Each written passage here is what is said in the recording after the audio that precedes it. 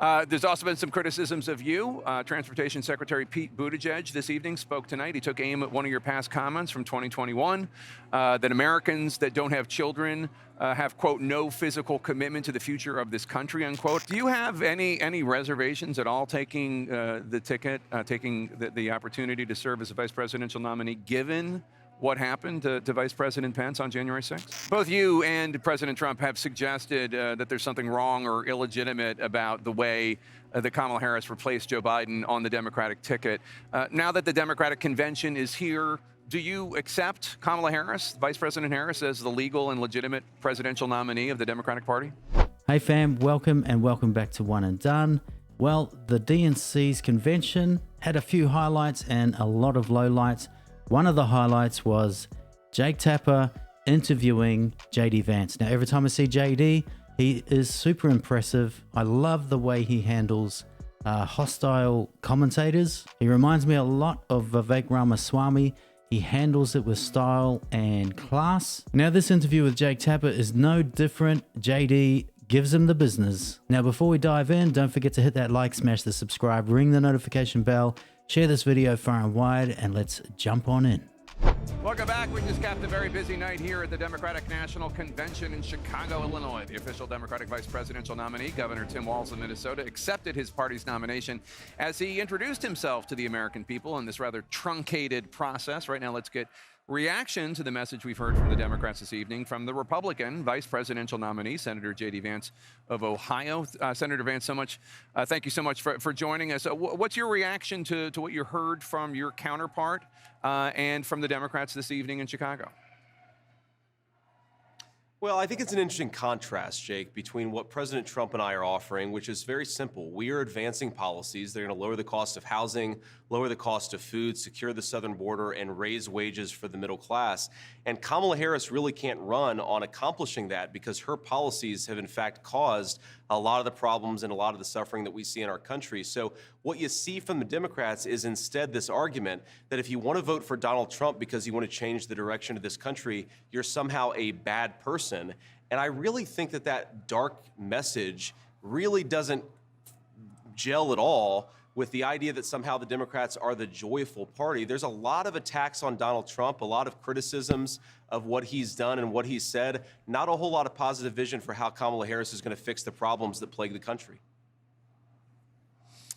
There's also been some criticisms of you. Transportation Secretary Pete Buttigieg this evening spoke tonight. He took aim at one of your past comments from 2021 that Americans that don't have children have, quote, no physical commitment to the future of this country, unquote. I want you to take a listen and get your reaction. You know, Senator, when I deployed to Afghanistan, I didn't have kids then. Many of the men and women who went outside the wire with me didn't have kids either. But let me tell you, our commitment to the future of this country was pretty damn physical. What's your response? Well, my response, Jake, is that Pete Buttigieg has taken a sarcastic remark that I made 3 years ago and turned it into something to distract from the fact that his leadership has seen higher transportation costs, higher fuel costs, and higher food prices for American citizens all over our country. These guys act so focused on a sarcastic quip that I made that they ignore the fact that under Kamala Harris's leadership, Americans can't afford the basic necessities of a good life in this country. And so I appreciate that Pete Buttigieg pretends to be offended by what I said. I think Pete should be offended by the fact that under his leadership as Secretary of Transportation, the government took in $8 billion to build 7 electric vehicle charging facilities at a time when Americans are paying 45% more for the gas that transports them to work. That's what we should be focused on, and that's what we should be talking about. And it illustrates, Jake, my entire criticism of the Democratic approach here is they're focused on fake issues instead of the real record. And the real record is that Kamala Harris has made this country poorer. Donald Trump made the middle class richer, and he caused a lot of peace and prosperity to break out in this country and all over the world. It's a very simple contrast, and I wish the Democrats would focus on the issues. Damn, look, Jake Tapper is literally tapping out. He's got no comeback, and I love how JD Vance, who is actually seems to be cut from the same cloth as Vivek Ramaswamy. He wasn't going to take the nonsense, the question, the pointed question. He decided to flip it and actually talk about substance and issues. This is right up Vivek's alley. This is what he does. This is obviously what JD is doing. And he's really impressed me. He really has, the times that I've seen him on mainstream media. He's handled himself extremely well, professionally, and he's doing it with a little bit of joy, and he's not weird at all. He's just normal. There was another comment about you I wanted to get a reaction to. This evening we heard a bit about January 6, 2021. We saw a video of police officers getting assaulted. Take a listen to what Maryland Congressman Jamie Raskin said the other night about you. And by the way, JD Vance, do you understand why there was a sudden job opening for running mate on the GOP ticket? They tried to kill your predecessor. The soy at this convention is off the chain. They are selling that stuff by the bucket load. Do you have any reservations at all taking the ticket, taking the opportunity to serve as a vice presidential nominee, given what happened to Vice President Pence on January 6th? No, not at all, Jake. And look, I can't help but laugh at what Jamie Raskin said. These are people who somehow always make themselves the victims. Jamie Raskin should be much more worried about the fact that there are a lot of Americans that can't afford to buy groceries, that can't afford to put their children in a nice home because of the policies that he has implemented and he has voted for. I just don't understand a person in American politics in 2024 who's whining about what happened to them instead of using their leadership and using their influence to make the lives of American citizens better. I have no reservations about taking this job because I know that if we make Donald J. Trump president of the United States, he's going to deliver rising wages, lower prices, and a secure border. That is all worth it for me, whatever the media or Jamie Raskin says about me. Damn. Drop the mic. Game over. JD. He strikes again. I want to play some of what Governor Walz said during his speech, his acceptance speech earlier tonight, and get your reaction. It's an agenda that serves nobody except the richest and the most extreme amongst us. And it's an agenda that does nothing for our neighbors in need. Look at this guy's cheeks. He reminds me of the Joker. Now, speaking of weird, this dude is an absolute weirdo. Known as Tampon Tim. I like to call him Tampon Timmy. This guy's super weird. He wants to put tampons in boys' bathrooms. Now, what would boys need tampons for, Timmy? Is it weird? Absolutely. Absolutely. Yeah, it is weird putting tampons in boys' bathrooms. Now, the other thing is this guy is an absolute liar. Anytime he opens his mouth, you got to times it by 2, divide it by 8, and believe a quarter of that. But it's also wrong. And it's dangerous. Your reaction to that?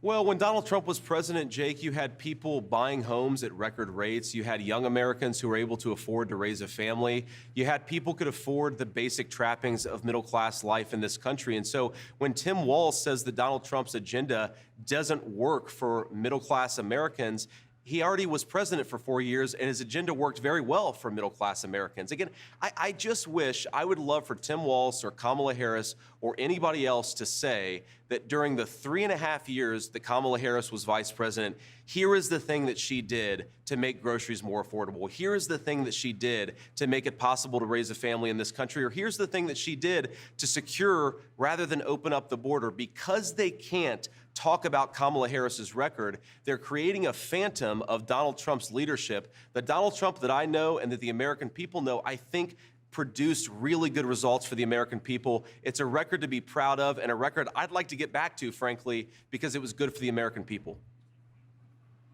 Both you and President Trump have suggested that there's something wrong or illegitimate about the way that Kamala Harris replaced Joe Biden on the Democratic ticket. Now that the Democratic convention is here, Do you accept Kamala Harris, Vice President Harris, as the legal and legitimate presidential nominee of the Democratic Party? Well, first of all, Jake, she's certainly the legitimate nominee of the Democratic Party. We're going to debate her, and we're going to try to beat her in November. But I do think it's a little bizarre how the Democrats went about this. We have to remember that for 3.5 years, Kamala Harris and a lot of Democrats said that Joe Biden was totally fit for the job. That was revealed to be a lie. And then when it became obvious that Joe Biden was political dead weight, they replaced him without casting a single Democrat primary vote. That doesn't make it illegal, but it certainly makes it a little bizarre. And if I was a Joe Biden voter, I'd be pretty frustrated at the way that this unfolded. Yeah, she's had nothing to say. Now, I watched a little bit of her speech. It was so underwhelming. I didn't want to bore you with it. It was terrible. One thing I will say is her sister's a damn good looker, but as far as Kamala Harris, she's done absolutely zilch. Actually, if anything, she's had more of a negative impact being the vice president, the border czar. That is an absolute disaster.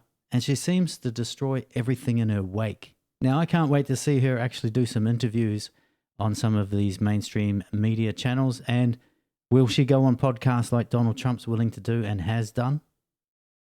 And be willing to spend an hour on there? No problem at all. Before you go, quickly, if you could, CNN's reporting that Robert F. Kennedy Jr. is expected to suspend his presidential campaign on Friday. It's been reported that he's considering endorsing Donald Trump, especially if he gets made Secretary of Health and Human Services or such. Have the two men been talking? Do you expect an endorsement? How much might it help?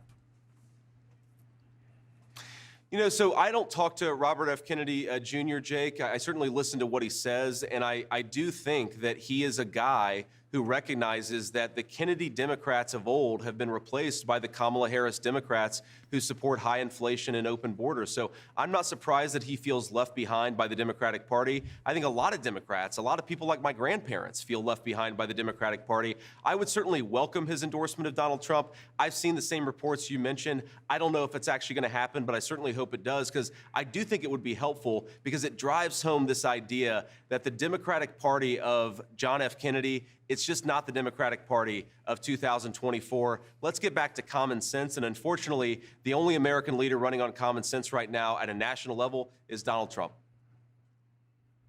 Senator JD Vance of Ohio, thanks so much. Safe travels, sir. Good night, Jake. Thanks. Look, I must admit, I have been super impressed with JD Vance. Every time he jumps on these mainstream liberal media outlets, he takes the heat, takes the criticism, and he's able to turn it all around, talk about policies, talk about substance, and takes the heat with absolute class. He reminds me of Vivek. At this point, I'll say he's Vivek light, but they do have a lot in common. They went to school together. Vivek's Indian and JD Vance's wife is Indian. Like I said, they went to school together. Maybe they're brothers from another mother, who knows? But super impressed. I love the team that Trump is building around himself. Those are two very impressive men. The other person that's super impressive is Byron Donalds. Every time I see him, he impresses.